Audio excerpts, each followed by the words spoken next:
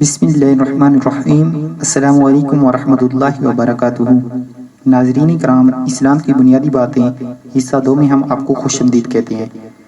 آج انشاءاللہ عزوجل اس ویڈیو میں ہم پڑھیں اور سنیں گے مدنی ماہ، مبارک اسلامی مہینے، اراد و وظائف، دعا کے مدنی پھول۔ ویڈیو آگے شروع کرنے سے پہلے ابھی تک آپ نے ہمارے چینل کو سبسکرائب نہیں کیا تو جلدی سے سبسکرائب کر لیں اور ساتھ بیل آئیکن کو بھی دبا دیں تاکہ ہر نئی آنے والی ویڈیو کا نوٹیفیکیشن آپ کو مل سکے۔ مدنی ماہ، مبارک اسلامی مہینے۔ نمبر 1، محرم الحرام۔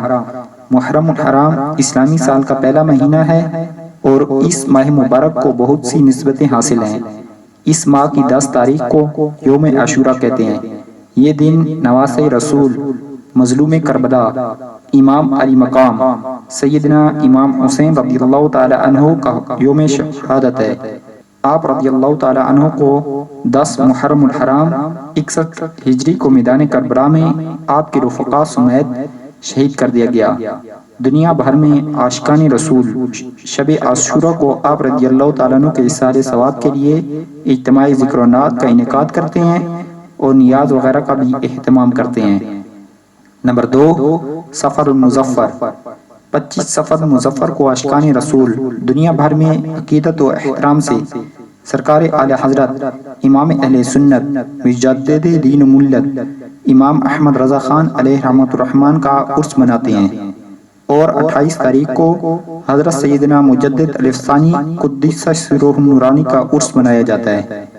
نمبر 3، ربیع الاول، ربیع النور۔ الحمدللہ عزوجل 12 ربیع الاول کو سرکار مدینہ قرار قلب و سینہ صلی اللہ تعالی علیہ وآلہ وسلم اس دنیا میں جلوہ گر ہوئے۔ دنیا بھر میں عاشقان رسول اس دن مدنی جلوس میں شرکت کرتے ہیں اور 12ویں شب اجتماعی میلاد میں شرکت کر کے صبح صادق کے وقت صبح بہاراں کا اشک بار آنکھوں سے استقبال کرتے ہیں۔ نمبر 4، ربیع الثانی، ربیع الغوث۔ اس مبارک مہینے کو سرکار بغداد حضور غوث پاک شیخ عبدالقادر جیلانی قدس سرہ النورانی سے نسبت ہے۔ 11ویں شب کو عاشقان رسول سیدنا غوث پاک رضی اللہ تعالیٰ عنہ کو ایصال ثواب اور لنگر غوثیہ کا اہتمام فرماتے ہیں۔ سرکار بغداد رضی اللہ تعالیٰ عنہ کا مزار مبارک بغداد معلیٰ عراق میں واقع ہے۔ نمبر 5، جمادی الاولیٰ۔ 7 جمادی الاولیٰ کو عاشقان رسول حضرت سیدنا شاہ رکن عالم رحمۃ اللہ تعالی علیہ کا اور 17 کو شہزادہ اعلی حضرت حضرت سیدنا حامد رضا خان علیہ رحمۃ الحنان کا عرس مبارک انتہائی عقیدت و احترام سے مناتے ہیں۔ نمبر 6، جمادی الاخری۔ 22 جمادی الاخری کو عاشق اکبر امیر المومنین حضرت سیدنا صدیق اکبر رضی اللہ تعالیٰ عنہ نے اس جہان فانی کو سے کوچ فرمایا۔ اس دن عاشقان رسول آپ رضی اللہ تعالیٰ عنہ کی یاد میں ایصال ثواب کا خوب اہتمام فرماتے ہیں۔ نمبر 7، رجب المرجب۔ رجب المرجب کی 27ویں شب کو ہمارے پیارے آقا صلی اللہ علیہ وسلم آسمانوں کی سیر کو تشریف لے گئے اور اپنے پیارے رب عزوجل کا بھی سر کی آنکھوں سے دیدار کیا۔ اس شب کو شب معراج کہتے ہیں اور یہ انتہائی مقدس رات ہے۔ نمبر 8، شعبان المعظم۔ شعبان المعظم کے بارے میں مکی مدنی سرکار صلی اللہ تعالی علیہ وآلہ وسلم نے ارشاد فرمایا کہ یہ میرا مہینہ ہے۔ اس مبارک ماہ کی 15ویں شب کو شب بارات کہتے ہیں۔ اللہ عزوجل اس شب میں تجلی فرماتا ہے اور جو توبہ کرتے ہیں ان کو بخش دیا جاتا ہے، اور جو رحمت طلب کرتے ہیں ان پر رحم فرماتا ہے۔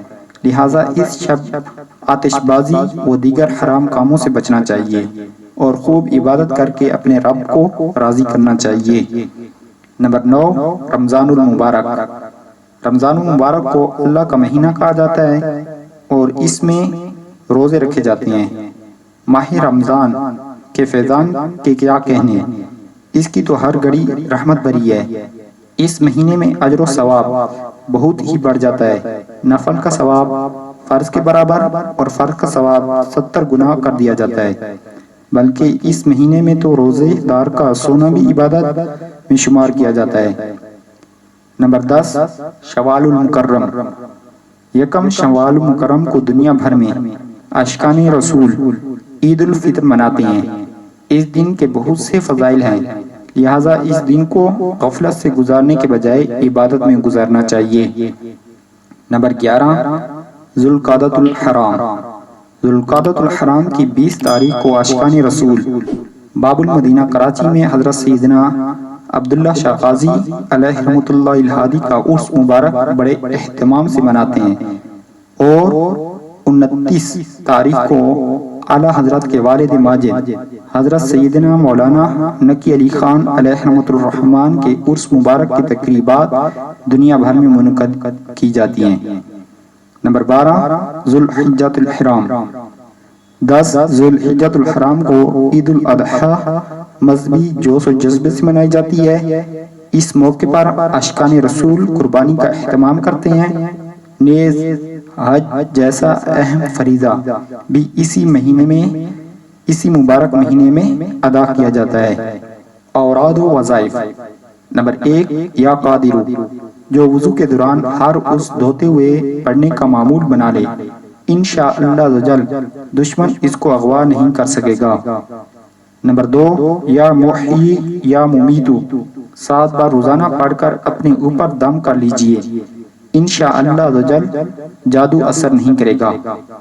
نمبر 3 یا ماجدو، 10 بار پڑھ کر شربت پر دم کر کے جو بھی پی لیا کرے، انشاءاللہ عزوجل بیمار نہ ہوگا۔ نمبر 4 یا واجدو، جو کوئی کھانا کھاتے وقت ہر نوالہ پر پڑے گا، انشاءاللہ عزوجل وہ کھانا اس کے پیٹ میں نور ہوگا اور بیماری دور ہوگی۔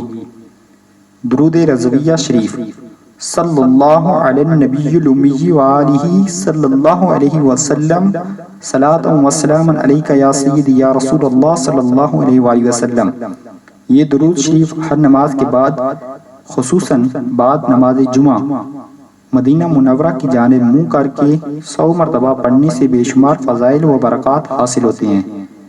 پاک و ہند میں کعبہ شریف کی طرف رخ کرنے سے مدینہ منورہ کی طرف بھی منہ ہو جاتا ہے۔